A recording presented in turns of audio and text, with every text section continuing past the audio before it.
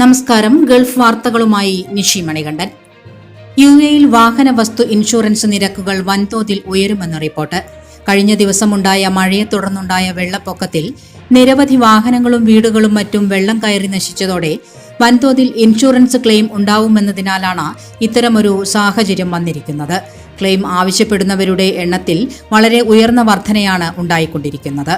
വെള്ളം കയറി കേടുപാടുകൾ സംഭവിച്ച വാഹനങ്ങളിൽ മിക്കതിനും തേർഡ് പാർട്ടി ഇൻഷുറൻസ് ആണ് എന്നതിനാൽ നഷ്ടപരിഹാരത്തുക ലഭിക്കില്ലെന്ന വസ്തുതയുമുണ്ട്.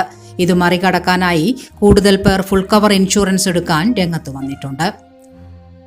യുഎഇയിൽ തൊഴിലാളികൾക്ക് സുരക്ഷ ഉറപ്പാക്കിയില്ലെങ്കിൽ കമ്പനികൾക്കെതിരെ കർശന നടപടി സ്വീകരിക്കുമെന്ന മാനവശേഷി സ്വദേശിവൽക്കരണ മന്ത്രാലയം. സുരക്ഷാ വീഴ്ചകൾ കൂടിയ പശ്ചാത്തലത്തിലാണ് മുന്നറിയിപ്പ്. തൊഴിലാളികൾക്ക് ആരോഗ്യ തൊഴിൽ സുരക്ഷ ഒരുക്കാത്തതുമായി ബന്ധപ്പെട്ട 2023 75,134 നിയമലംഘനങ്ങൾ രേഖപ്പെടുത്തിയിരുന്നു.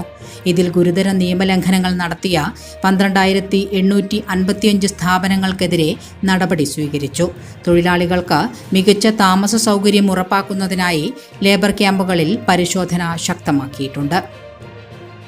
33ാമത് അബുദാബി രാജ്യാന്തര പുസ്തകമേളയോടനുബന്ധിച്ച് വിലക്കിഴിവുകളും ഓഫറുകളും പ്രഖ്യാപിച്ചു. അബുദാബി ടൂറിസം ആൻഡ് കൾച്ചറൽ ഡിപ്പാർട്ട്മെന്റിന്റെ സഹകരണത്തോടെ അബുദാബി നാഷണൽ എക്സിബിഷൻ സെന്ററിലാണ് മേള സംഘടിപ്പിച്ചിരിക്കുന്നത്. മേള മെയ് 12 വരെ നീണ്ടുനിൽക്കും. മേളയുടെ ടിക്കറ്റ് ഉപയോഗിച്ച് ഖസർ അൽ ഹൊസൻ, ലൂവ്രെ, അബുദാബി മ്യൂസിയങ്ങൾ സൗജന്യമായി ഒരു തവണ സന്ദർശിക്കാം. ഓരോ ടിക്കറ്റും ഒരാഴ്ചത്തേക്ക് ഉപയോഗിക്കാം. 90 രാജ്യങ്ങളിൽ നിന്നുള്ള ഏകദേശം 1350 പ്രദർശകരും പ്രസാധകരും മേളയിൽ പങ്കെടുക്കുന്നുണ്ട്. ഒമാനെയും യുഎഇയും ബന്ധിപ്പിക്കുന്ന റെയിൽ ശൃംഖലയുടെ പ്രവൃത്തികൾ ഉടൻ തുടങ്ങുമെന്ന് ഗതാഗത വാർത്താവിനിമയ വിവര സാങ്കേതിക മന്ത്രാലയം അറിയിച്ചു. റെയിൽവേ ശൃംഖല നടപ്പാക്കുന്നതിനും പ്രവർത്തിപ്പിക്കുന്നതിനും ഒമാൻ റെയിലും ഇത്തിഹാദ് റെയിലും ചേർന്ന ഒരു കമ്പനി സ്ഥാപിച്ചിട്ടുണ്ട്.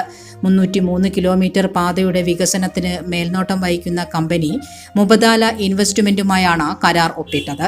യാത്രാ ചരക്ക് സേവനങ്ങൾ നൽകുന്നതിനായി ഏകദേശം 1.160 ശതകോടി റിയാൽ ചെലവിലായിരിക്കും പദ്ധതി ഒരുക്കുക.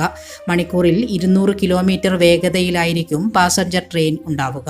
പദ്ധതി പൂർത്തിയാകുന്നതോടെ സുഹാറിൽ നിന്ന് ദുബായിലേക്ക് 100 മിനിറ്റ് കൊണ്ടും അലൈനിലേക്ക് 47 മിനിറ്റ് കൊണ്ടും എത്താൻ സാധിക്കും.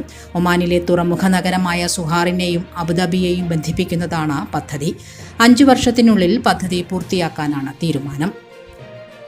മനാമയിലെ സിത്രയിലെ പ്ലാന്റിൽ മഴയെ തുടർന്നുണ്ടായ വാതക ചോർച്ച നിയന്ത്രണ വിധേയമാണെന്ന് അധികൃതർ വ്യക്തമാക്കി.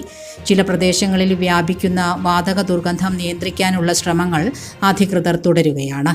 എണ്ണ പരിസ്ഥിതി മന്ത്രാലയങ്ങൾ, സിവിൽ ഡിഫൻസ് എന്നിവയുടെ സഹകരണത്തോടെ സാഹചര്യം കൈകാര്യം ചെയ്യാനുള്ള പദ്ധതികൾ ആവിഷ്കരിച്ചിട്ടുണ്ട്. വാതക ചോർച്ചയുടെ വ്യാപനം പരിമിതപ്പെടുത്താനും നിയന്ത്രിക്കാനുമുള്ള നടപടികൾ സ്വീകരിച്ചു വരുന്നുണ്ട്. അതേസമയം വാതക ചോർച്ചയുടെ പശ്ചാത്തലത്തിൽ സ്കൂളുകളിൽ ഓൺലൈൻ പഠനം തുടരാൻ അധികൃതർ നിർദ്ദേശിച്ചു. ചോർച്ച വിധേയമായെങ്കിലും പരിസരങ്ങളിൽ രൂക്ഷമായ ഗന്ധം അനുഭവപ്പെടുന്നത് കാരണമാണ് ഈ നടപടി. ഇതോടെ ഗൾഫ് വാർത്തകൾ സമാപിക്കുന്നു. നമസ്കാരം.